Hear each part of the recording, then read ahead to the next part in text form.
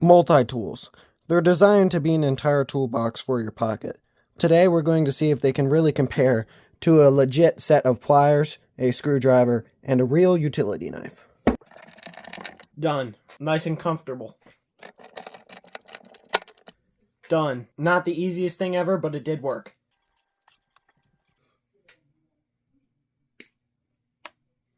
Both pretty easy. About as easy. Utility knife takes 3 strokes to get through the strap and is super comfortable.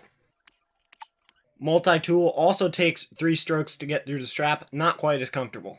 Clearly, this multi-tool cannot stand up to a real set of tools and should just be going in the trash. But wait, it can definitely do in a pinch. And I would much rather carry this small compact package than all of this.